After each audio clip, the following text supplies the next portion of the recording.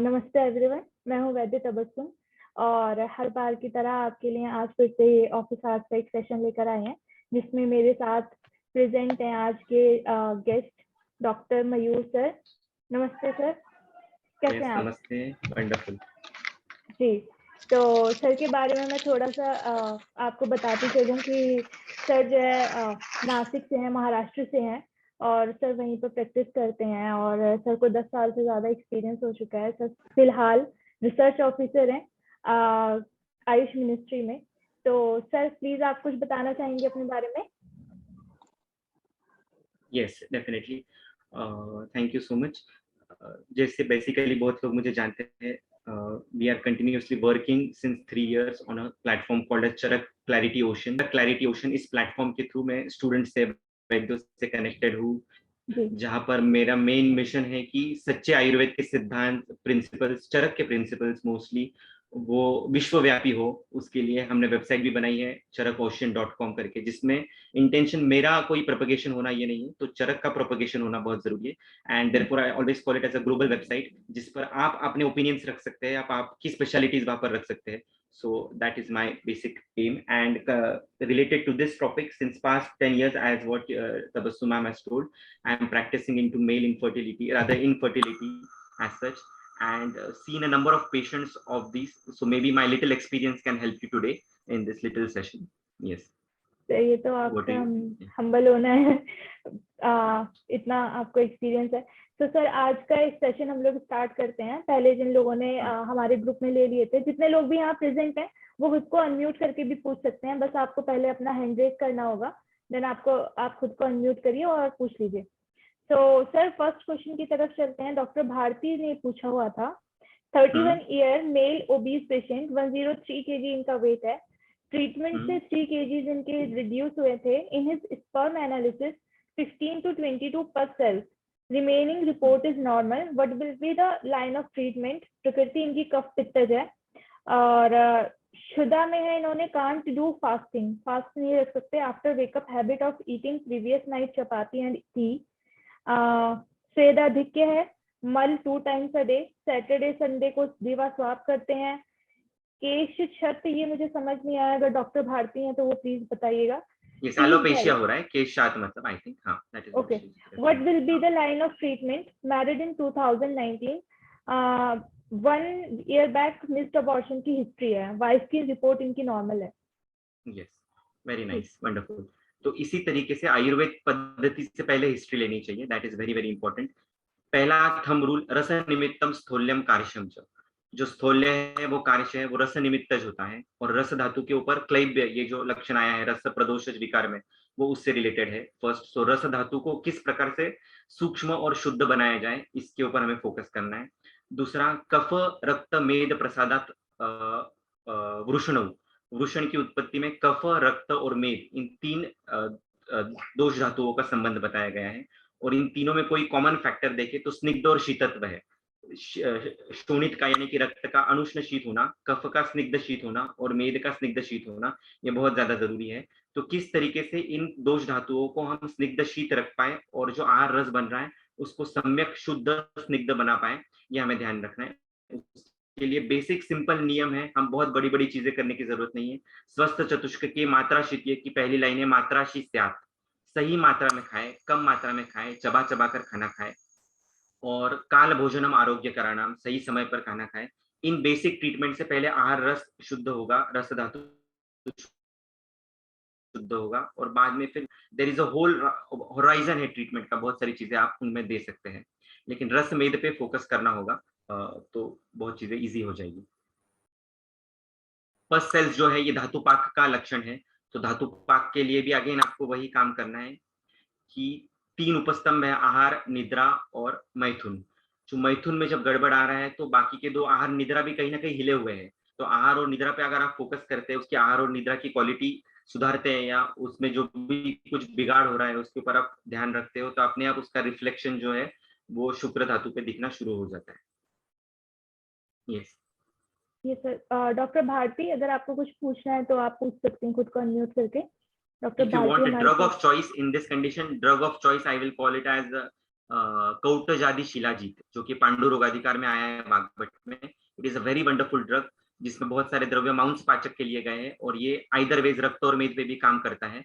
So Kautajadi Shilajit will be a drug of choice, though I will always recommend आहार्य विहार्य corrections first, कि सही समय पे खाना खाना, चबा चबा के खाना खाना, सूर्य नमस्कार करना, उद्वर्तन करना, ये सब चीजें आर द फंडामेंटल्स, और उसके बाद फिर मेडिसिन का नंबर आता है। ओके। हेलो सर, नमस्ते। नमस्ते मैडम, बोलिए। ये मेरा पेशेंट है। एक्चुअली 2 महीने से ट्रीटमेंट चल रही है। जैसे आपने कहा वैसे मैंने रस धातु और मेद धातु के ऊपर काम किया है। उनको ये सारा आपने जैसे बताया आहार विहार आदि हेतु भी उनको मतलब पूरा रूट कॉज तक जाके उनको सारी दिनचर्या समझा दी है। आईटी प्रोफेशन है तो उनका 3 से रात्रि में 11 जागरण बजे वगैरह तक भी का है। उनका टाइमिंग रहता है, ऑफिस टाइमिंग। तो हाँ, उनको मैंने 7 बजे खाने के लिए 7 बजे के पहले ही डिनर लेने के लिए कहा था, बिल्कुल। और उस हिसाब से वर्क कर रहा है। लेकिन अभी ये जो है मैंने उनको ये दिया था, शिला प्रवंग दिया था थोड़े इसका। दूध पापेश्वर का। हाँ, दूध पापेश्वर का। लेकिन शिला प्रवन जो उनको है ये बृहन रसायन कल्प है मोस्टली। हाँ, पहले उनको ये सब हाँ, 1.5 महीना मैंने दीपन पाचन चिकित्सा चलाई है। उससे 3 किलो वेट भी कम हुआ है उनका, लेकिन उसके अच्छा। बाद में नहीं हो रहा है वेट तो कम। एक्चुअली इनफैक्ट तो वो जिम भी जाते हैं सुबह, मतलब हफ्ते में 4 दिन तो उनका वर्कआउट होता है। अभी लेकिन अब मैम ज्यादातर आप ऐसा काम कीजिए, ऐसे द्रव्यों का चयन कीजिए जो लेखनीय है, हाँ, मैंने उनको त्रिफला भेदनीय फल है, और त्रिका साथ में वृक्ष है। ऐसे फल कौन से त्रिका द्रव्य है जो लेखनीय भी और वृक्ष भी है? त्रिफला चलाया था, फल त्रिका यस, भी चलाया। शुंठी पिप्पली, ये दोनों का कॉम्बिनेशन आपको यूज करना है। शुंठी पिप्पली वृक्ष भी है, लेखनीय भी है, और अमृता जो है ये वाताहर वृक्ष है। सो इसका आप उनको उद्वर्तन इन तीनों द्रव्यों का कर सकते हैं, इनका कषाय बना के दे सकते हैं, इसी से स्नान करवा सकते हैं। तो बहुत अलग अलग तरीके से इसका यूज कर सकते हैं। ओके, तो इसका शिलाजीत के साथ में अनुपान क्या होगा, क्योंकि अभी उनको फलभ्रुत चलाना जरूरी है। और एक समुद्र फेन करके द्रव्य आया है, जो कि शुक्र शोधन महाकषाय में आया है। That is a very wonderful द्रव्य, समुद्र फेन, जिसको कटल फिश कहा जाता है। तो ये इसका जो चूर्ण है ये उद्वर्तन के लिए भी, और खास करके शुक्र और मेद की विकृतियों में काम करता है। वैसे ही कदम्ब एक ऐसा द्रव्य है जो शुक्र शोधन में आया गया है, ये भी ओबेसिटी में भी काम करता है और शुक्र के लिए भी काम करता है। उशिर एक बहुत सुंदर द्रव्य है, उशिरासव। तो उशिर का भी आप अगेन शुक्र शोधन और गामित्व, स्तन्य जनन। तो बहुत बार हम, जैसे मेरे गुरु वैद्य तपन कुमार कहते हैं कि स्तन्य जनन, स्तन्य is the final by product of, और the last end product of रस धातु। तो स्तन्य is the subtlest form of रस धातु। तो स्तन्य जनन करने वाले द्रव्य आपके शरीर में उत्कृष्ट क्वालिटी का रस धातु बनाते हैं। तो इस कोई भी शरीर में उत्कृष्ट क्वालिटी का रस धातु हमें बनाना है, तो उसमें उशिर जैसा द्रव्य आप यूज कर सकते हैं। सिंपल रक्तशाली जैसा द्रव्य, उसका काढ़ा बना के आप दे सकते हो। आज बहुत सारी जगह पर हम रक्तशाली का चावल के स्वरूप में खाना नहीं खा सकते उसको, क्योंकि उसमें 12-12 सीटियां लगती है, वो चावल पकने में टाइम लगता है। सो सिंपल थिंग, यू उसका काढ़ा आप बना के पी सकते हैं, जिससे रस धातु अच्छा बनेगा। यस, ठीक है सर, थैंक यू। नहीं, मुझे सिर्फ ये पूछना था कि फलभ्रुत वगैरह घृत चलाना चाहिए 1.5-2 महीने के बाद इनको। Yes ma'am. Bharti ma'am, Tabassum ma'am, anything else? Hello. ठीक है सर, आगे बढ़ते हैं, नेक्स्ट क्वेश्चन की तरफ चलते हैं। अच्छा, डॉक्टर भारती का क्वेश्चन था कि वो फल घृत दे सकती हैं 1 से 2 महीने बाद। फल घृत जी वो किस हेतु से देना है उनको? फल घृत के द्रव्य बहुत ही अलग डायमेंशन पे काम करते हैं। जी वो रक्त की ओर जाने वाले ज्यादा कल्प है। हमें एग्जैक्टली आपका उपक्रम क्या डिसाइड है, वो दैट इज इम्पोर्टेंट। हाँ, मैंने तो अब उनको 2 महीने से ट्रीटमेंट चला रही हूँ। उनको दीपन पाचन रूक्षण लेखन ये इस हिसाब से उनका 3 किलो वजन भी कम किया है, और अभी शिला प्रवंग चला रही थी। लेकिन उनको ना थोड़ा सा फेस के ऊपर थोड़े ये आ रही है, रैश जैसे आ गई थी। ओके, तो मुझे लगा कि थोड़ा रुक्शन ज्यादा हो रहा है यस या यस, क्या, तो पॉसिबल। उनको फिर फलग्रुत उनको उसके साथ में या जो भी है, मतलब मेडिकेटेड घृत चलाना है। ऐसे मुझे मेडिकेटेड पंचपित्त। घृत चलाएंगे तो उसमें कल्याणक घृत या पंचगव्य घृत चलाइए, रादर देन फल घृत। फल घृत मोर मोर रक्त के ऊपर और स्त्री के ऊपर उसका गामित ज्यादा है, स्त्री शरीर के ऊपर। कल्याणक घृत के लिए पंचगव्य घृत, कफ का अनुबंध ज्यादा होगा तो वो ज्यादा बेटर रहेगा। इवन तेल, आप तेल भी यूज कर सकते हो। तेल इतना वंडरफुल चीज है, सहचर तेल सिंपल, या नारायण तेल। आप यदि इस पेशेंट को विरेचन देते हो तो बहुत अच्छा रहेगा। सुबह सुबह उसको यमक के रूप में कल्याण गुरु तो नारायण तेल इसका स्नेहपान, और बाद में फिर कल्याण गुरम मैंने से विरेचन, इस प्रकार से भी किया जा सकता है।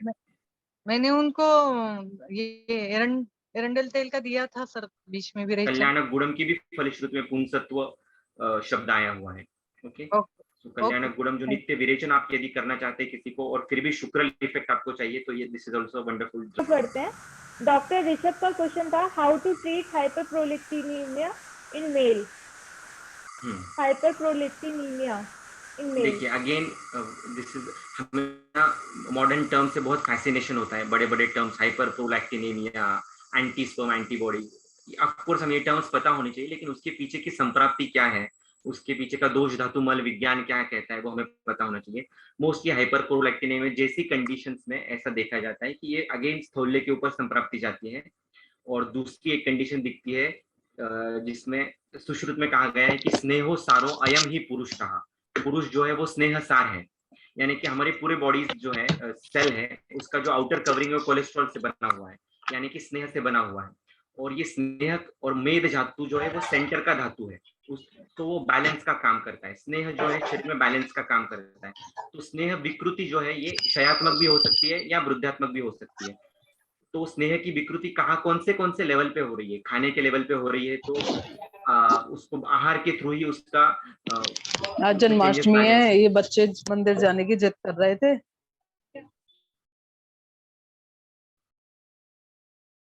तो वो हमें पेशेंट की हिस्ट्री लेकर पता चलेगा कि उसकी हाइपरप्रोलेक्टिनिमिया का कॉज स्नेह के लेवल पे किसकी वजह से हो रहा है, यानी कि स्रोतोरोधात्मक संप्राप्ति की वजह से हो रहा है या क्षयात्मक संप्राप्ति की वजह से हो रहा है। अकॉर्डिंगली हमें लाइन ऑफ ट्रीटमेंट डिसाइड करनी पड़ेगी।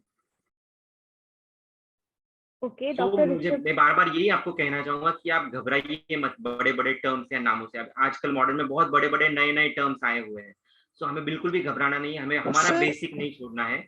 सर हमारी सर सॉरी आपको बीच में डिस्टर्ब किया। सर केस मेरा नहीं है, मैं ये जो बोला तो मैं ये पूछना चाहती हूँ, जैसे आपने बताया कि स्रोतो अवरोधक और क्षयात्मक की तरफ जाना है, मतलब उसके अंदर हमने वो हिस्ट्री में ये चेक करना है कि क्या वो ओबीस पेशेंट है। राइट, आवाज आ रही? राइट। और क्षयात्मक है तो हमें वात की वजह से अगर क्षय दिख रहा है या वातज अगर ज्यादा दिख रहा है या हमें कहीं किसी भी ढंग से क्षय होता हुआ दिखाई दे रहा है, तो उस ढंग से हमने उस पॉइंट को लेना है कि अगर क्षयात्मक है या फिर स्नेह जो है वो अवरोध हो रहा है उस जगह पे। बिल्कुल सही है। तो ठीक सर, तो सर इसके अंदर पित्त का कोई कंसर्न नहीं है प्रोलेक्टिन के रिलेशन में? बिल्कुल है। लेकिन पित्त मोस्टली जो दिखता है ना वो परतंत्र स्वरूप में दुष्ट दिखता है हमें। या रस धातु को भी अगर हम देखें तो rasa dhatu is an abode of kapha and pitta, बहुत वहां पर है। तो जब भी धातुपाक होता है ये उत्तर काल में दिखता है, जब कफ की विकृति हो जाती है, फिर बहुत धातु का शनन होना शुरू हो जाता है अंदर ही अंदर, तो धातुपाक की संप्राप्ति होती है और फिर पित्त का रोल उसमें अनुबंध के रूप में आता है। सो इट इज परतंत्र प्रकोपित। अगर आप स्वतंत्र की चिकित्सा करते हो, कफ की चिकित्सा करते हो, संतर्पण की चिकित्सा करते हो, तो अपने आप पित्त का भी उसका काम होता है या रिफ्लेक्शन दिखना शुरू हो जाता है। तो सर इसके अंदर जैसे आपने बोला एक इस स्रोतोवरोधक, तो वो तो संतर्पण की वजह से हुआ, और जो क्षयात्मक है वो पित्तात्मक संप्राप्ति है। जी, तो सर इसके अंदर जो अवरोधक है अगर संतर्पण की वजह से हो रहा है, तो अवरोध होने के बाद क्या आगे के जो पार्ट्स हैं जहाँ पे मिलना चाहिए था, अवरोध हो गया जिसकी वजह से आगे नरिशमेंट नहीं मिल पा रहा है, क्या इसको इस ढंग से समझना है वहां पर हमने कि अवरोध हो गया और आगे नरिशमेंट गया नहीं है, जिसकी वजह से हमें उस चीज को वहां के स्नेह को पूरा करना है, लेकिन पहले अवरोध हटाना? यस, बिल्कुल। और भी इसमें सोचना ऐसा है कि जब भी अवरोध हो रहा है तो उसका इम्पैक्ट जो है वो पंचवायु पर हो रहा है। वायु की गति जो है वो प्रतिलोमित हो रही है पंचवायु की, और प्राण उदान व्यान समान अपान सबके साथ में कोई दुष्टि हेतु दिख रहे हैं क्या? मान लीजिए व्यान का दुष्टि हेतु बताया है अति व्यायाम करना या अति चिंतन करना, तो अति चिंतन के साथ ये हेतु दिख रहा है, तो वहां पर व्यान का प्रिडोमिनेंस होगा और फिर व्यान के अनुरूप आपको चिकित्सा देनी होगी। तो इस प्रकार से कॉम्बिनेशन अनेकांतवाद से आपको करते चले जाना है और आपकी ट्रीटमेंट को रिफाइन करना है। सर जो स्रोत अवरोध है वो संतर्पण जन्य भी हो सकता है और वात अधिक मात्रा में बढ़ गई है उसकी वजह से भी हो सकता है, क्योंकि वात अगर अधिक मात्रा में बढ़ जाएगी तो वो संकोच करेगी और वो संकोच करके वहां पे अवरोध क्रिएट कर देगी, संकुचित कर देगी उस आर्टरी या नर्व्स को, या फिर जहां से वेन्स या जहां से भी पोषण जाना है उसको संकोच में लाके या तो हम प्योरली वातज की तरफ भी जा सकते हैं इस केस के और अंदर। उसके लिए सार्वदैहिक परीक्षण बहुत ज्यादा जरूरी है कि उसका वेट एक 3 सालों में उसकी वेट की हिस्ट्री, वेट उसका कम हो रहा है, बढ़ रहा है, स्थिर है। योजना चतुष्क आया हुआ है हमारे इसमें 21st अध्याय इस योजना चतुष्क approximately like AVN, like avascular necrosis के अंदर जिस तरह से हम सोचते हैं कि वात का नानात्मज है और उसी के हिसाब से संकोच हो रहा है और उसके बाद वहां पे आगे क्षय क्रिएट कर रही है वात। तो क्या सेम चीज यहाँ पर भी है कि वात अकेली या फिर संतर्पण की वजह से ब्लॉकेज हुई और उसके बाद आगे की तरफ क्षय हो रहा है? यस, दोनों चीजें हो सकती है। अगेन दोष दृष्टि भवेत वैद्य है कि वैद्यों ने दोष दृष्टि रखना बहुत ज्यादा जरूरी है और इसके लिए हेतु अगेन इंपॉर्टेंट है कि पिछले 10 सालों से 15 सालों से कौन से हेतुओं का प्रिडोमिनेंस रहा है, मधुराम लवण कटु तिक्त कषाय रस, सेडेंटरी लाइफ, क्या हेतुओं का प्रिडोमिनेंस है, उसके ऊपर से आप इजीली आइडेंटिफाई कर सकते हो कि ये संतर्पणोत्थ है, क्या पतरोपणोत्थ है, आमाशयोत्थ है कि पक्वाशयोत्थ है। ये आपको बेसिकली आइडेंटिफाई करना बहुत ज्यादा जरूरी है, प्राइमरी है। उसके बाद फिर बड़े बड़े टर्म्स के ऊपर हमें छलांग मारनी है।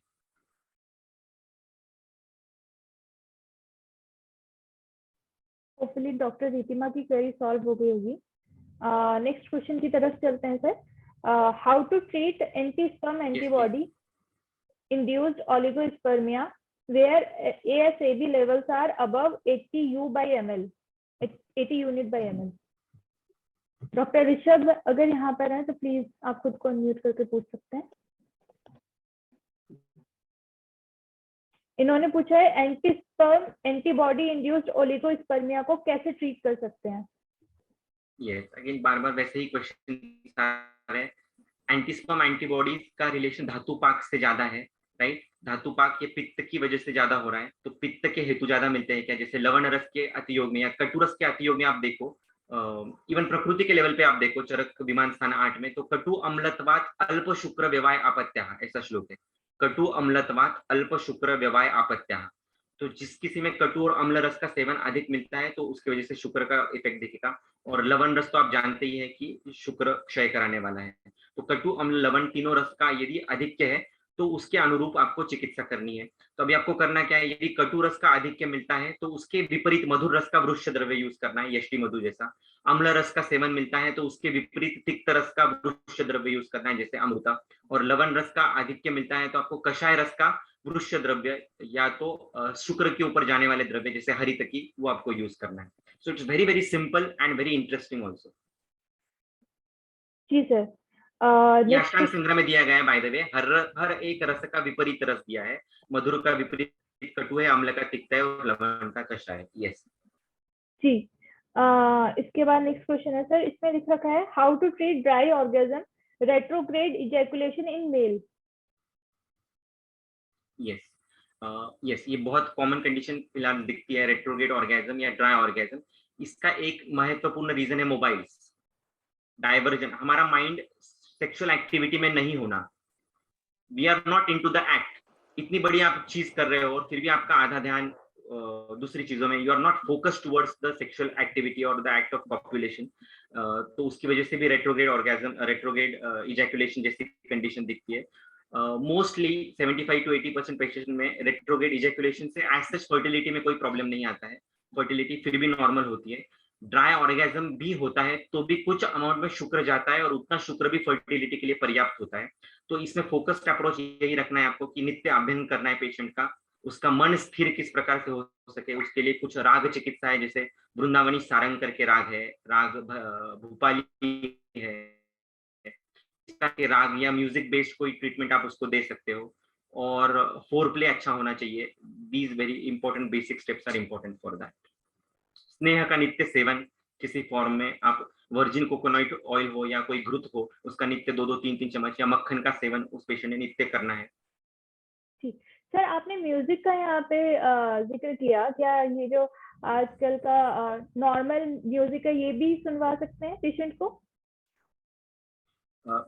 इसमें कैसे करना चाहिए, पुरुषम पुरुषम वीक्ष, अगेन कि पेशेंट को क्या पसंद है और आप उसको क्या देना चाहते हो। मान लीजिए उसको मॉडर्न सॉन्ग ही पसंद है, अरिजीत सिंह के सॉन्ग ही पसंद है, लेकिन उसको जरूरी है यहाँ पर कोई क्लासिकल चीज की, तो आप उसको नेट पे ऐसा सर्च कर सकते हो कि Arijit Singh songs based on Bhupali राग, Arjit Singh songs based on Vrindavani Sarang.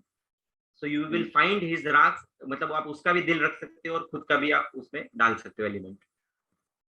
Ji sir बिल्कुल। अच्छा, तो डॉक्टर प्रियंका का नेक्स्ट क्वेश्चन है, differentiate between stricture and bladder dysfunction, how uttar basti works in case of urethral stricture as in case of penile और bulbar urethral stricture. Yes, तो इसमें structure में क्या कंडीशन होती है कि मोस्टली जो हेतु है पहले, तो उसमें एडिक्शन ये बहुत बड़ा हेतु है, और एडिक्शन की वजह से व्यवाही और विकासी गुणधर्म की वजह से जो धातुओं में संकोचात्मक या धातुएं जो है धातुपाक होना, ये इसी कंडीशन दिखती है। तो पहले एडिक्शन को बंद करना और उसकी विपरीत चीजों को आपको चालू करना होता है। तो रुक्ष, व्यवाही, विकासी, इसके विपरीत स्निग्ध, शीत यानी कि घृत का सेवन, और घृत और तेल की मात्रा बस्ती या उत्तर बस्ती आप उनको दे सकते हैं। यूरेथ्रल स्ट्रक्चर में जो है वो स्पैज्म की संप्राप्ति ज्यादा होती है ना, और वहां के जो मसल्स हैं उसको आपको लुब्रिकेट कराना जरूरी होता है, जो आप इंटरनली उत्तर बस्ती के थ्रू करवा सकते हो। और दूसरा क्या क्वेश्चन पूछा उन्होंने?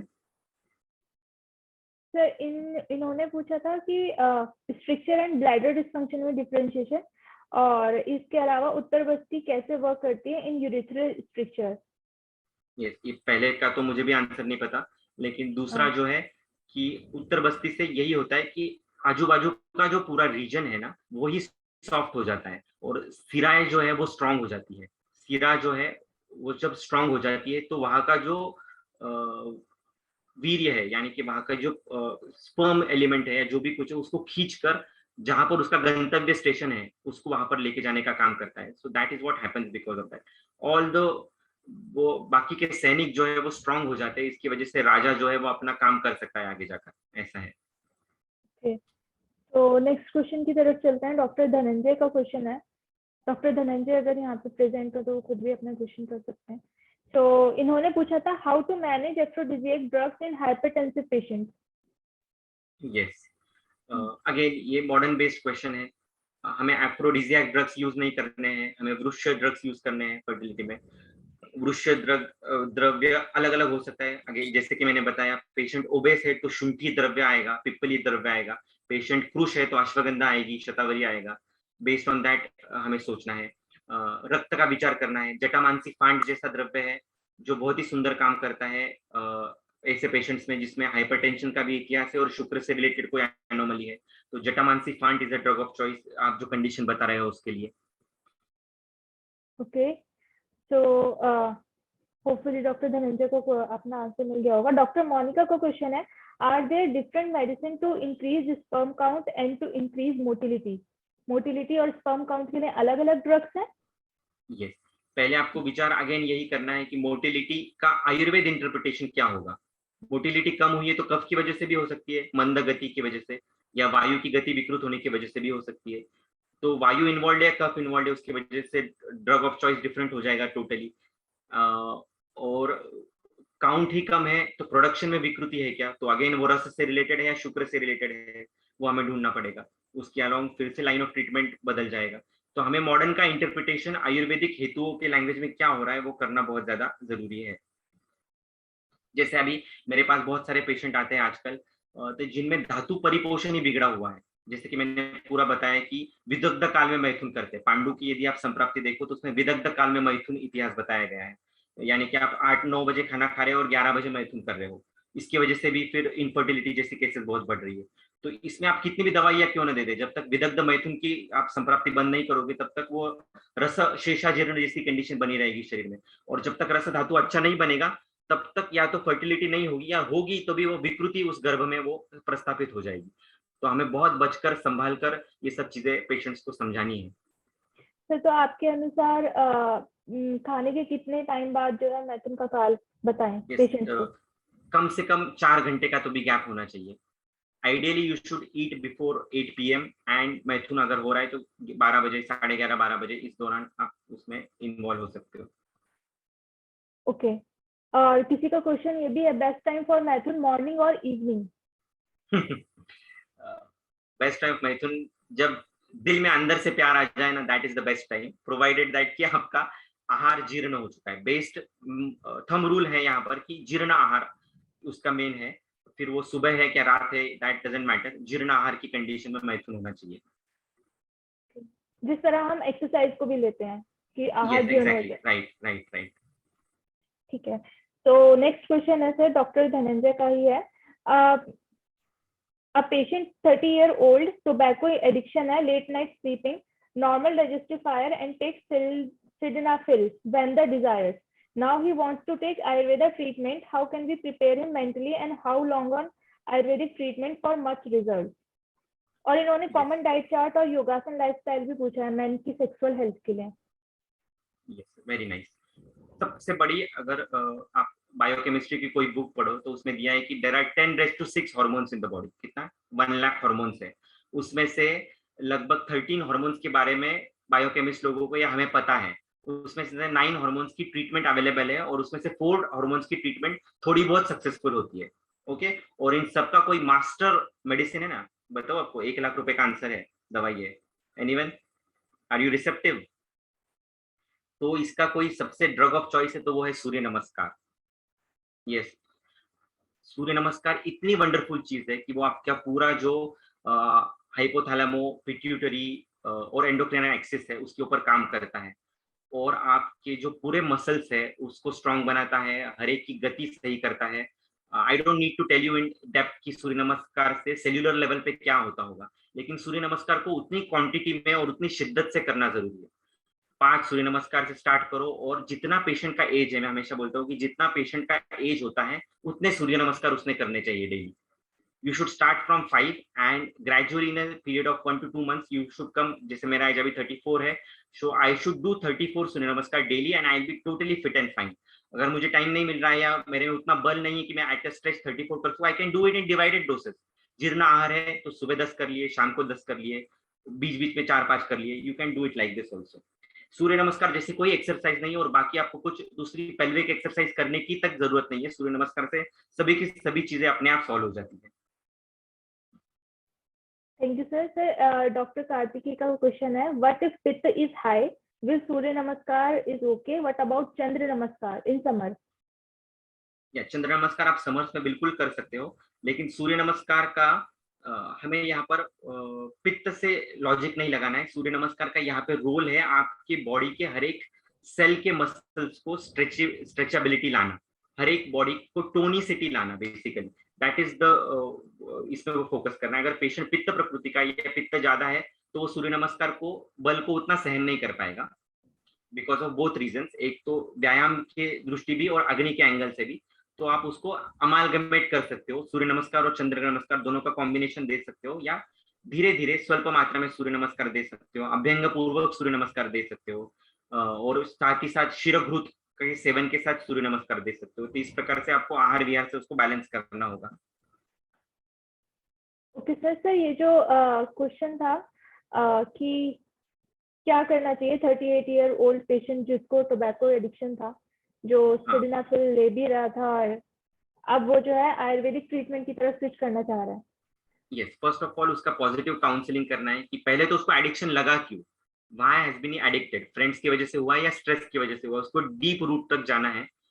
और वो सच में एडिक्शन अपना मिटाना चाहता है क्या दिल से, ये तो नहीं कि घर वाले उसको खींच के लेकर आए इसलिए वो अपने दिल से वो मिटाना चाहता है एडिक्शन। अगर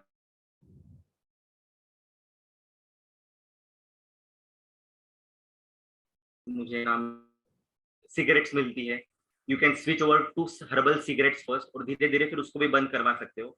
और जो वृक्ष व्यवाही विकासी गुणधर्म वाले एडिक्टिव नेचर का संप्राप्ति बनी हुई है उसका ऑपोजिट कभी भी घृत आता है। सौम्यम शुक्रम, शुक्र को सौम्य बोला गया है। सौम्या सौम्य प्रेक्षिण क्षीरपूर्ण लोचना, ये शुक्र सारत्व का लक्षण है। और एडिक्शन से ये सौम्य भाव जो है वो कम हो जाता है। और घृत जैसा द्रव्य है वो सौम्य है और शुक्र है, तो ऐसे पेशेंट को आपको घृत साथ में बनाना, घृत साथ में बनाना ये बहुत ज्यादा जरूरी है। घृत साथ में बनाना मतलब क्या, वैसे ही जैसे सूर्य नमस्कार को हम उसको साथ में करा रहे हैं वैसे ही उस पेशेंट को किसी वृक्ष घृत से साथ में कराना। जैसे महाकल्याण घृत है, पेशेंट अगर क्रुश है और एडिक्टिव नेचर का है तो आप उसको महाकल्याण घृत का अभ्यास कराइए। धीरे धीरे उसके रोटी में चावल में डालकर महाकल्याण घृत दीजिए, उसका नस्ते दीजिए, सुबह गर्म पानी के साथ उसको लेने को दीजिए। इस प्रकार से आप उसका जैसे अभ्यास करोगे वैसे उसका सौम्य भाव जो है वो बढ़ता चला जाएगा। सर सर डॉक्टर मोनिका का क्वेश्चन है, how to think and manage on male patients asking और इंक्रीजिंग टाइम। सर इस तरह के पेशेंट्स बहुत देखने को मिलते हैं। यस, बिल्कुल आते हैं। फर्स्ट ऑफ ऑल उनका जो कंसेप्ट है ना वो मिटाना पड़ेगा। इंक्रीजिंग टाइम, ये जो है फ्रेंड से आई हुई कंसेप्ट है, या फ्रेंजी में टीवीज वेब सीरीज देखकर आई हुई कंसेप्ट है, या पोर्नोग्राफी देखकर आई हुई कंसेप्ट है। इतना टाइम होना ही चाहिए, मैटर। चरक में बहुत सुंदर श्लोक, अगर आप किसने देखा होगा, केचित चटकवंताः केचित गजवंताः। कुछ लोग जो होते हैं पुरुष, वो चटक की तरह होते हैं, like sparrows. They like multiple frequency में उनको सेक्सुअल एक्टिविटी करना बहुत पसंद है। एक ही रात में 2-3 बार करना या हफ्ते में 4-5 बार करना उनको पसंद होता है। केचित गजवंताः, हाथी को अगर आपने देखा होगा, हम लोगों ने हाथी का स्टडी किया था कि हाथी की सेक्सुअल लाइफ कैसी होती होगी। सो हाथी का जो है, यू विल बी सरप्राइज्ड, एक साल में सिर्फ 3 बार हाथी कॉपुलेट करते हैं, ओनली 3 टाइम्स। लेकिन उनका स्पर्म इजैकुलेट यदि आप देखो तो अराउंड 250 ml तक आता है। तो कुछ आपको वाजीकरण प्रकृति समझनी होगी। हेलो, जैसी स्थूल प्रकृति है, मानस प्रकृति है, वैसे वाजीकरण प्रकृति होती है। तो वो पेशेंट जो है वो चटकवंत है क्या, उसका स्पैरो नेचर है, उसका गज नेचर है, या उसका अश्व नेचर है। अश्व इज बैलेंस्ड, या बैल जो है बैलेंस्ड माने जाते हैं, बहुत ज्यादा भी नहीं बहुत कम भी नहीं। हाथी जो है वो कफ की तरफ है, पूरा का पूरा बहुत मंद है, लेकिन स्पर्म क्वालिटी बहुत अच्छी है। और चटकवंता का क्या है कि फ्रीक्वेंसी ज्यादा है, तो उस पर इरेक्टाइल एबिलिटी जो है या फ्लेक्सिबिलिटी ज्यादा है, लेकिन स्पर्म की क्वालिटी खराब है।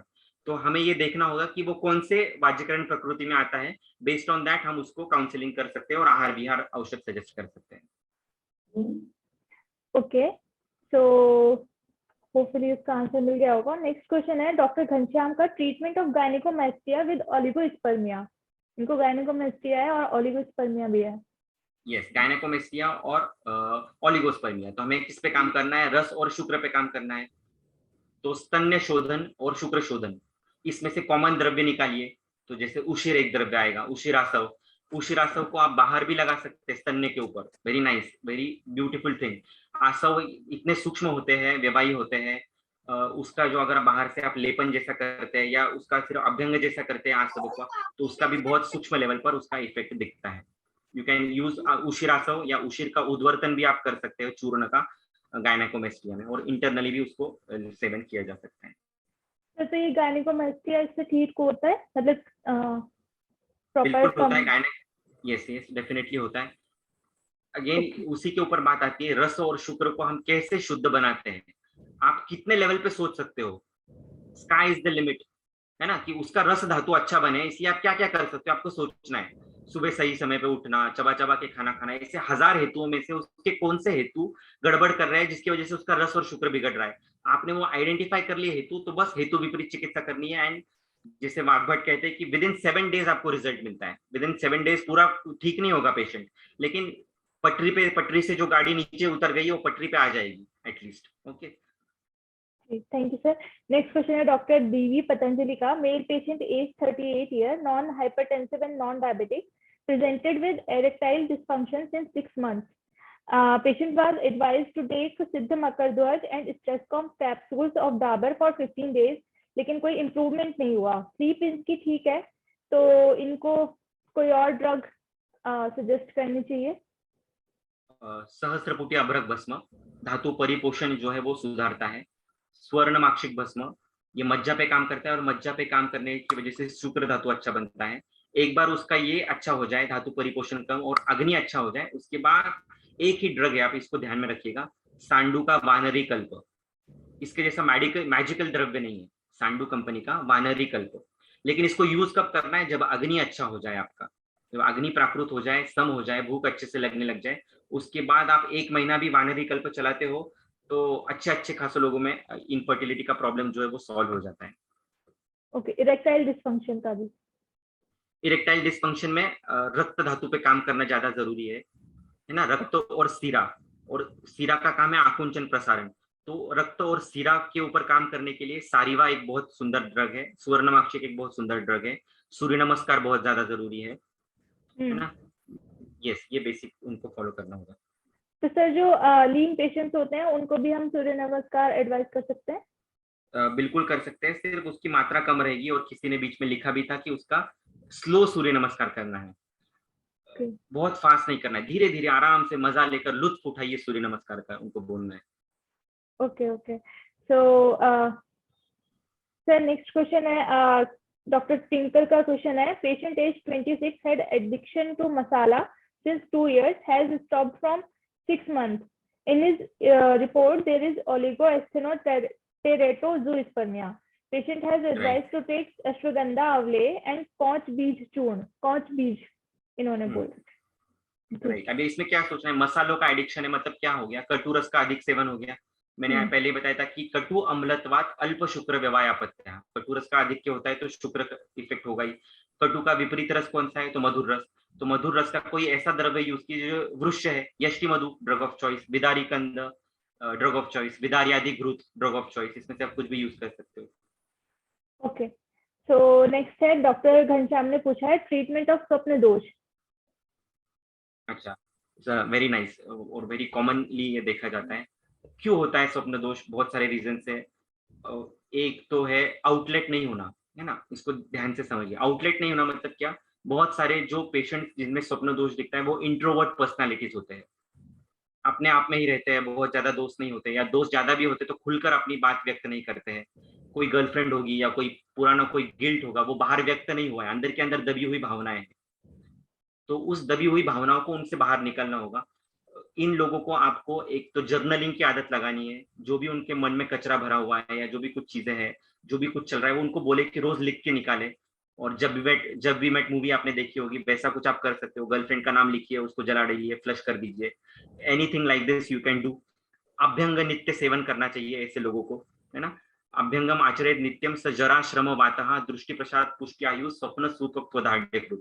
तो पूरा का पूरा रस से लेकर शुक्र तक का जो स्पेक्ट्रम है उससे अच्छा होना शुरू हो जाता है, और मानस लेवल पर भी वो सही होना शुरू हो जाता है। सूर्य नमस्कार अगेन उसके ऊपर काम करता है, मन के लेवल पर भी और स्पिरिचुअल एक्सेस के लेवल पे। और ओमकार, ऐसे पेशेंट को कंपलसरी 10 मिनट ओमकार का सेवन करना है। ऐसे चक्रपाणी टीका में भी आया है, चरक सूत्र स्थान की आई थिंक 30 अध्याय की चक्रपाणी टीका में आया हुआ है कि आपको जो व्यक्ति नित्य ओमकार का सेवन करता है, नित्य ब्रह्ममय रहता है, यानी कि एक आनंद में रहता है, स्वयं की मस्ती में रहता है, इन हिज जोन। जैसे बड़े बड़े लोग आपने देखे होंगे, विराट कोहली है या कोई है, they are satisfied and self motivated people. तो इन लोगों को वैसे हमें बनाना है धीरे धीरे काउंसलिंग के थ्रू, और उनके फ्रेंड सर्कल को बढ़ाना है, या तो जर्नलिंग के थ्रू उनको आउटलेट देना है।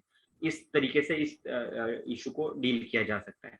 So I am telling a very different perspective. नहीं तो आपको शुक्र स्वप्न दोष निवारक ऐसी बहुत सारी हजारों मेडिसिन मिलेगी। I don't want you to fall into that trap. You are a वैद्य, तो आपको वैद्य की दृष्टि सोचते आना चाहिए।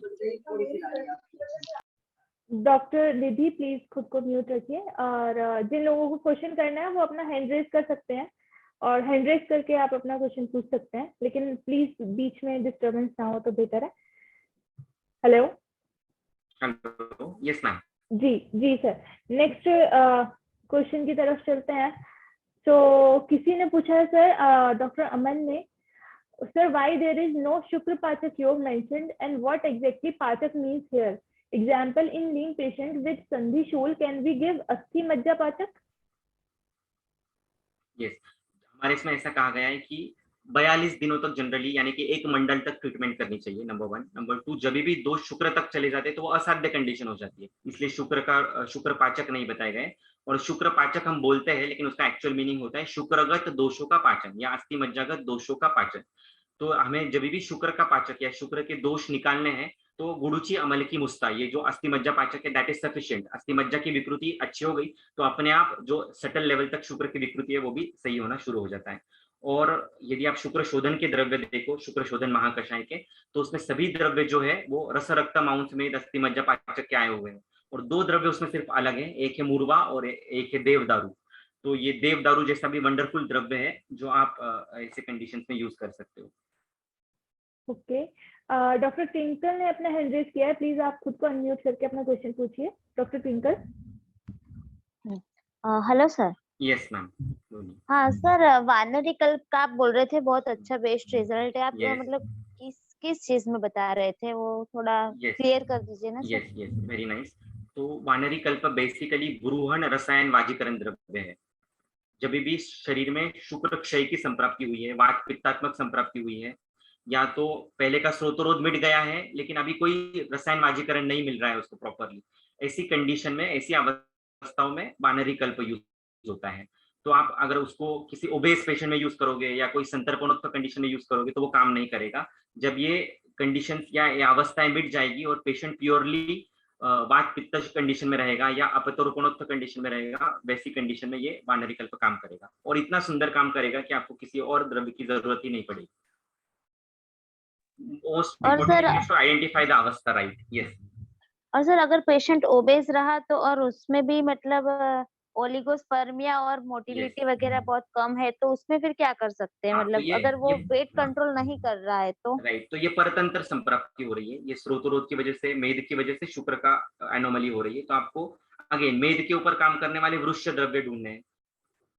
कीरा, तिक्तम, अमृतम, चंदनम, विश्व भेषजम, मेदोपाचक, सिंपल। चंदन और शुंठी का काढ़ा, पिपली का काढ़ा, इस प्रकार के जो वृक्ष द्रव्य है और फिर भी लेखन है और मेद का कम करने वाले ऐसे द्रव्यों का आप चयन कर सकते हैं। उसमें कुछ ड्रग ऑफ चॉइस कुछ बता सकते हैं जैसे अभी मिल रहा हो? हाँ, तो मैं वही बता रहा हूँ कि आप खुद ही आइडेंटिफाई कीजिए। लेखन है, वृक्ष है, ऐसा कौन सा द्रव्य है जो मेदोपाचक में भी है? तो शुंठी आ गया उसमें, है ना। देन अमृता आ गया, वो वृक्ष भी है और फिर भी लेखन है। वातहर है, चंदन है लेकिन चंदन अवृक्ष है।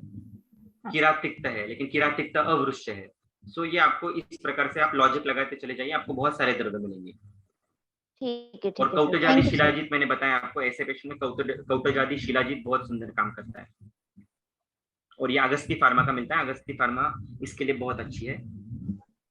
आई थिंक 2-3 ही फार्मा बनाती है पूरे इंडिया में, तो one of the best pharma is Agasti which prepares this particular kalpa. ठीक है sir, thank you sir. Thank you sir. Next question doctor Bharti, आप खुद को अनम्यूट कर लें। Hello hello hello, yes ma'am, क्या आवाज आ रही है? बताइए।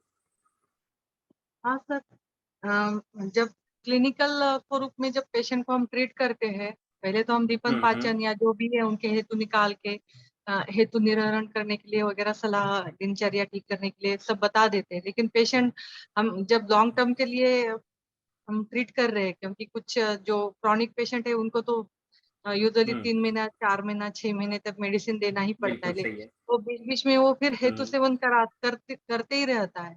तो दीपन पाचन कराने के बाद हम जैसे रसायन, मतलब जैसे हम लाइन ऑफ ट्रीटमेंट तय करते हैं, रसायन स्टेज तक आ जाते हैं, उसको रसायन चालू करते हैं, फिर उसका कुछ अग्निमांद्य हो जाता है। तो ऐसे मतलब या जैसे हेतु सेवन से और कुछ प्रॉब्लम, तो ये कैसे हैंडल कैसे करें? मतलब क्लिनिकली प्रैक्टिकली हैंडल क्या करना है मैडम? उल्टी अच्छी बात है, पेशेंट ज्यादा दिन तक आपके पास रहेगा, बस चलाते जाइए आप। हाँ, चलाते जाना ये नहीं, उसको अंदर तक ना दर्द महसूस होना चाहिए। प्रॉब्लम ऐसा है कि लोगों को उसकी जो विकृति है ना, उसका दर्द ही महसूस नहीं होता है। लोग बहुत कैजुअली लेते हैं आजकल, हाइपरटेंशन, डायबिटीज नॉर्मल सी बात होती है, उसका दर्द ही महसूस नहीं होता। तो उसको वो आपके काउंसलिंग के थ्रू, आपके बातों के थ्रू, आपके एग्जाम्पल्स के थ्रू उसकी ग्रेविटी, उस कंडीशन की उसको अगर समझ में आ जाए ना, यही आपका काम है। सबसे इंपॉर्टेंट काम आपका यही है कि उस चीज की ग्रेविटी उसको ध्यान दिलाना, तो फिर वो बाकी की चीजें अपने आप करेगा। क्योंकि मेरे घर का ही उदाहरण ये है कि मैंने मतलब एकदम करीबी पेशेंट का 15 किलो वजन कम किया 1.5-2 महीने, हाँ मतलब 1.5 साल में, लेकिन फिर उन्होंने गेन किया। तो अभी वही प्रॉब्लम होता है कि बार बार मतलब, और फिर अभी प्रॉब्लम ये हो रहा है कि वजन पहले जैसे लेकिन कम ये मैडम, हुआ ये था प्रॉब्लम 1.5 किसका साल है? में, तो आपका प्रॉब्लम है क्या उनका प्रॉब्लम है? तो नहीं बस फिर उनका आप है, बस लेकिन छोड़ अभी दीजिए। आप तो यू आर इन द नहीं, जोन ना। लेकिन अभी ऐसे हो गया है कि बॉडी ऐसे ये अभी उस टाइप से दिनचर्या भी फिर से चालू की और फिर सब ये किया तो भी वजन कम ही नहीं हो रहा है। ऐसे होता है। चलो ठीक है, थैंक यू। उनको आप यही बता सकते हैं। हाँ, ऐसे पेशेंट में आप उद्वर्तन पहले तो यूज कीजिए, नित्य उद्वर्तन का सेवन करना है ऐसे पेशेंट्स को। अगेन उद्वर्तन में वृक्ष द्रव्य यूज कीजिए। हेलो, यस सर, आप ऑडिबल हैं। तो ऐसे पेशेंट में उद्वर्तन यूज कीजिए। उद्वर्तन में क्या?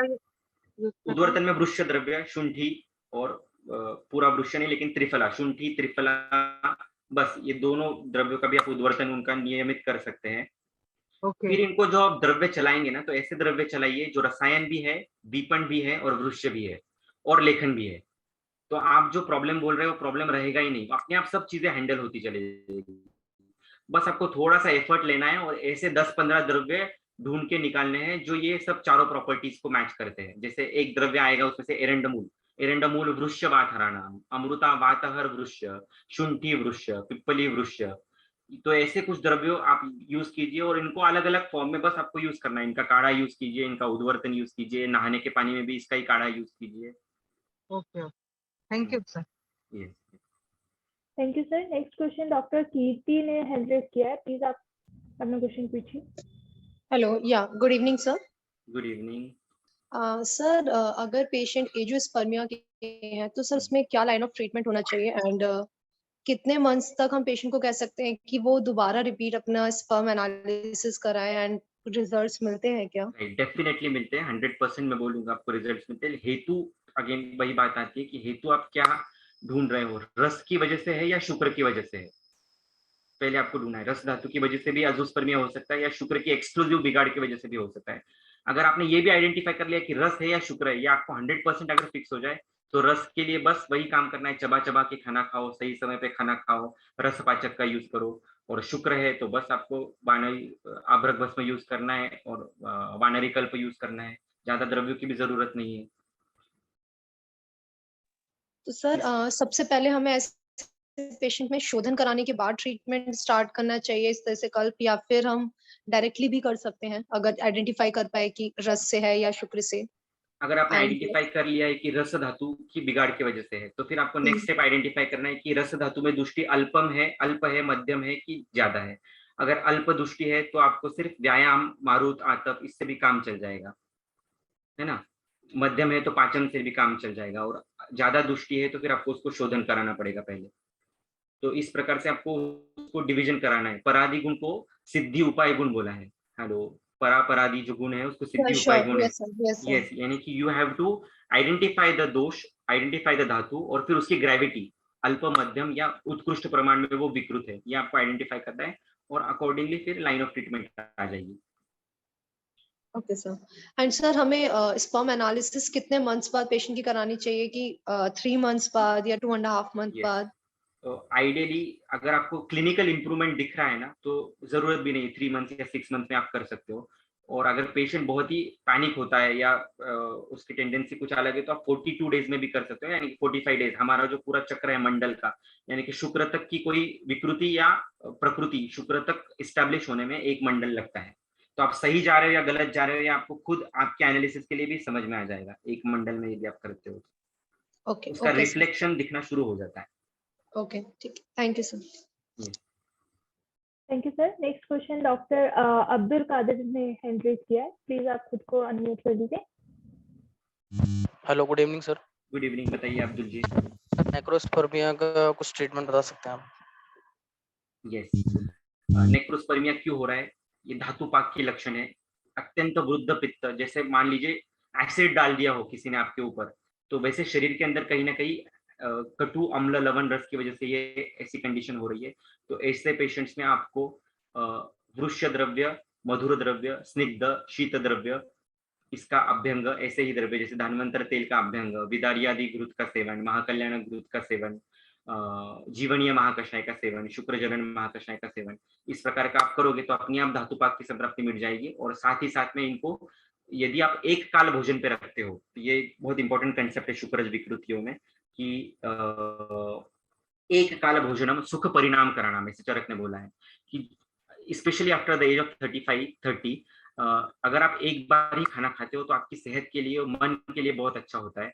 सुबह सुबह जब अच्छे से भूख लगे तो एक बार खाना खा लीजिए, और फिर शाम को भूख लगती है तो अष्टगुण मंड या तो फिर लाया मंड, इसके ऊपर ही रहिए, ऐसा आप कर सकते हो। और किसी को एक्सक्लूसिव शुक्र की विकृति होगी तो आप उसको सुबह के काल में कोई रसायन द्रव्य या आपकी औषधि दे सकते हो, औषधि पचने के बाद शिर और ओदन इसका सेवन करने के लिए आप बोल सकते हो। तो बहुत सारी शुक्र की विकृतियों में ये बहुत सिंपल फॉर्मूला है कि आपकी औषधि दीजिए और औषधि पच जाए तो उसके बाद एक ही काल उसको शिर और ओदन पे आप रखिए।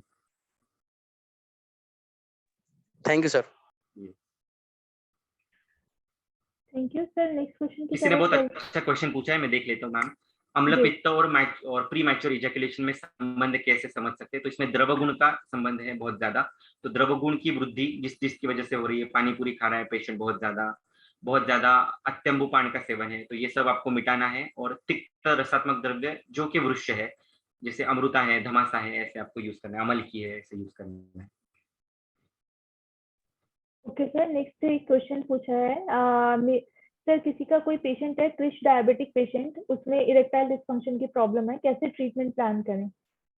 यस, तो कृश प्रमेय ही है डेफिनेटली। अगर आपका डायग्नोसिस आयुर्वेदिक है, कृश प्रमेय है, तो कृश प्रमेय के लिए ट्रीटमेंट क्या बताई उन्होंने कि संतर्पणम एव कार्यम। तो ऐसे पेशेंट में संतर्पण मंथ आया हुआ है, एक बार देख लीजिएगा चरक सूत्र स्थान 23 में। तो ऐसे पेशेंट को आप संतर्पण मंथ चलाइए। और लघु संतर्पण की जो चिकित्सा है वो उसको बेसिकली करनी है। लघु संतर्पण ही उसके लिए ब्रूहण है, ऐसे बताया गया है। तो लघु संतर्पण करने वाली जो आहार्य विहार्य और औषधि रेजिमेन होगा वो उसको फॉलो करना चाहिए। जी सर, नेक्स्ट क्वेश्चन है किसी ने पूछा था, एक सेकेंड,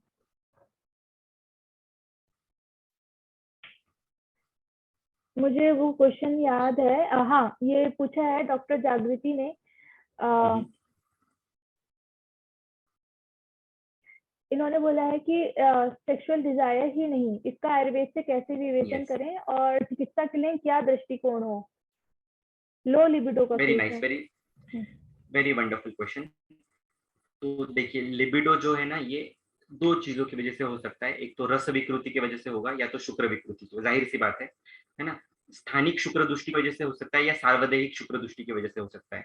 तो ये आपको आइडेंटिफाई करना है। कोई लोकल कॉज है तो उसको मिटा सकते हो, जैसे कोई ऑब्स्ट्रक्शन है कहीं पर, तो उसको मिटाकर लिबिडो का उसमें ये किया जा सकता है। या सार्वदेहिक दृष्टि है शुक्र की, तो आपको शुक्र शोधन महाकषाय को यूज करना है, तो उससे लिबिडो की जो तकलीफ है ये मिट जाएगी।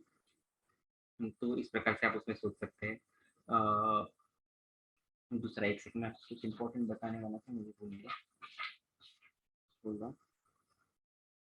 वेरिकोसील किसने पूछा नहीं, लेकिन varicocele is a very commonest cause of infertility. तो उसमें क्या करना है, तो उसमें मैंने जैसे कि बताया कि आपको कोई यमक यूज कीजिए, नारायण तेल और कल्याण गुड़, या नारायण तेल पंचकव्य गुड़, ये स्नेहपान के लिए यूज कीजिए। और कल्याण गुड़ से 70 ग्राम, 50 से 70 ग्राम तक की कल्याण गुड़ की मात्रा से इसको पहले विरेचन करवाइए। वेरिकोसील में आपको पेशेंट को पिंडाभिषेक, जैसे शंकर की पिंडी पर आप दूध चढ़ाते हैं, वैसे चिल्ड वाटर जो है वो आपको टेस्टिस के ऊपर एक 5 मिनट तक आपको वो ठंडा ठंडा पानी जो है वो घुमाना है। और ठंडे पानी से ही उसको सेक करना है, यानी कि उस बॉटल को, ठंडे पानी की बॉटल से आप उसको मसाज जैसा या जैसा उस रीजन में कर सकते हो। और सिंथेटिक अंडरवेयर की जगह पर आप जो ब्रीफ्स है उसके, वो कॉटन वाले यूज कर सकते हैं। और रात में सोते वक्त विदाउट अंडरवेयर उसको सोना है। तो ये सिंपल चीजों से वेरिकोसील की कंडीशन, जो कि बहुत कॉमन कॉज है इनफर्टिलिटी का, ये मिट सकता है। Yes please. Thank you so much sir. Sir, doctor Ujjwala का केस है, प्रीमेच्योर इजैकुलेशन में कैसे विचार करें? मैंने जैसे कि बोला कि प्री मैच्योर इजैकुलेशन में दो चीजें इंपॉर्टेंट है। एक तो उसका चांचल्य भाव मन के लेवल पर और शरीर के लेवल पर, वायु की विकृति होना और द्रव गुण की विकृति होना। इसलिए एक चीज है, पहली चीज है अभ्यंग कराना, पॉजिटिव काउंसलिंग कराना, ओमकार सूर्य नमस्कार कराना। ये सब बेसिक चीजें आप कराएंगी तो अपने आप ये जो चीजें वो सॉल्व हो जाएगी। Thank you so much sir. अगर किसी और का कोई क्वेश्चन रहता है तो वो प्लीज हैंड रेज करे या फिर चैट में टाइप कर दे। अदरवाइज हम इस सेशन को यहीं पर रैप अप करेंगे। Anyone else?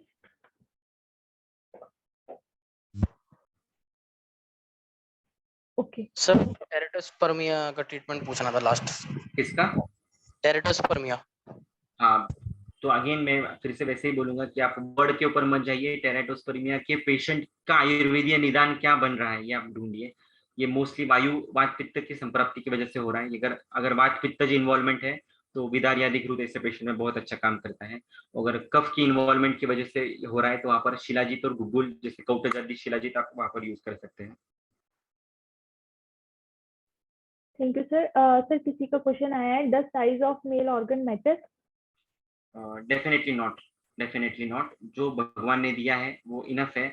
कम ज्यादा छोटा बड़ा ये 99% ऑफ द टाइम्स नहीं होता है। माइक्रोपेनिस की कंडीशंस होती है लेकिन वो भी एस्टैब्लिश्ड नहीं है कि ये विकृति है। हेलो, माइक्रोपेनिस की condition it is not established as an abnormality. बहुत सारे माइक्रोपेनिस के पेशेंट को फर्टिलिटी में कोई इशू नहीं आता है। So it is just aesthetic problem. Yes. Okay sir, next question है, डॉक्टर स्वस्ति ने पूछा है सर, एक पेशेंट है 45 इयर्स का, उनको कंटिन्यूस डिस्चार्ज होता है व्हाइल मैच्योरेशन एंड डिफिकेशन भी डिस्चार्ज हो जाता है, तो उस पे कैसे विचार करें? तो ये बेसिकली पूरी अपान की विकृति है। अपान वायु क्यों बिगड़ रहा है ये पहले ढूंढिए। वात शोणित निदान अध्याय है वाग्भट का, उसमें अपान वायु की विकृति के हेतु दिए हुए हैं। वैसे हेतु कुछ दिख रहा है क्या? ऐसे पेशेंट को मात्रा बस्ती शुरू कीजिए। इसके लिए नारायण तेल और धनवंतर तेल संभाग 30-30 ml का मात्रा बस्ती एक तो उनको चालू करना है। इससे बहुत हद तक की प्रॉब्लम सॉल्व हो जाएगा। और उशिरासव इंटरनली इनको सेवन करना है। Thank you so much sir. Sir उशिरासव के अलावा कुछ और? मतलब और मेडिसिन आप चाहते हैं? हाँ, बस पूछ रही हूँ। ओके, तो इसमें आप शुक्र शोधन, जो मूत्र शोधन और शुक्र शोधन, ऐसे किसी की फलश्रुति में आया है क्या, ऐसे ढूंढिए। जिससे वचा एक द्रव्य है, वचा के शकृत मूत्र विशोधनी ऐसा आया है, तो ऐसे कॉम्बिनेशन वाला कोई द्रव्य आपको मिलता है तो आप वहां पर यूज कर सकते हैं। चोप चीनी भी बहुत सुंदर काम करती है ऐसे कंडीशन में, चोप चीनी आदि चूर्ण जैसे द्रव्य। Okay sir, next doctor Dhananjay ने पूछा था common diet chart for main sexual health. Diet chart ये तो मैं आपको डाइट चार्ट तो मैं आपको इस पे ही भेज सकता हूँ। मेरे पास अभी कोई प्रेजेंटेशन नहीं है। I can send you on WhatsApp later on, you just contact me. बिल्कुल, मैं जो है अगर किसी को कोई क्वेरी हो या कुछ भी हो, वो मुझसे पर्सनली भी कांटेक्ट कर सकता है। मेरा नंबर मैं यहाँ पर मैं रादर आप सभी लोगों को एक माइंड मैप बना के दे दूंगा, इनफर्टिलिटी में क्या क्या सोचना है जी, है ना, कौन कौन सी चीजें। I will prepare a mind map. अभी मैंने भी नहीं बनाया है, इस बहाने से मुझे भी पढ़ना, मेरा फिर से रिवीजन हो जाएगा। And I will give you entire mind map. और उसके बाद हम सेलिब्रेट करेंगे। लिटरली अभी सितंबर है, पकड़ के चलिए, दिसंबर में we will share our success and failure stories, है ना तबस्सुम मैम? बिल्कुल बिल्कुल सर, बिल्कुल। बहुत अच्छा success and failure both we will celebrate. ये पेशेंट में सक्सेस मिल रहा है, ये पेशेंट में फेलियर मिल रहा है, ये करने के बावजूद भी, तो हम और सीखते चले जाएंगे और आगे बढ़ते चले जाएंगे। हाँ, इनफैक्ट हमें इसी चीज की जरूरत है, क्योंकि जब तक केस स्टडीज नहीं होंगी तब तक हम एक्चुअली अपनी युक्ति को भी नहीं एग्जामिन कर पाएंगे कि कौन सी युक्ति हमारी वर्क कर रही है, कौन सी नहीं कर रही है। और सब लोगों को ही सीखना जरूरी है ये चीज। तो योगासन इन्होंने पूछा है, योगासन में सर ने एक तो सूर्य नमस्कार का बताया मेन सेक्सुअल हेल्थ के लिए। हाँ, और भी अगर आप चाहते हैं, कोई योगा में खास इंटरेस्टेड होते हैं बहुत सारे पेशेंट, तो पवन मुक्तासन, अर्धमत्स्येंद्रासन, सूर्य नमस्कार, प्राण मुद्रा, अपान मुद्रा, ये जो हाथों की मुद्राएं हैं, ये उसमें बहुत इफेक्टिव होती है। Thank you so much sir. So I guess सबके जो है क्वेश्चंस कंप्लीट हो चुके हैं, और बहुत बहुत शुक्रिया सर यहाँ पर आने का, आज हम लोगों को guide. So thank you so much sir, और बहुत बहुत शुक्रिया आपका यहाँ पे जुड़ने का हम लोगों के साथ। आज बहुत अच्छा सेशन रहा। होपफुली जो भी हमारे दर्शक हैं उन लोगों को भी मजा आया होगा। तो इसी के साथ जो है हम इसको रैप कर देंगे। Thank you so much sir, धन्यवाद सभी का, धन्यवाद। Thank you so much, thank you.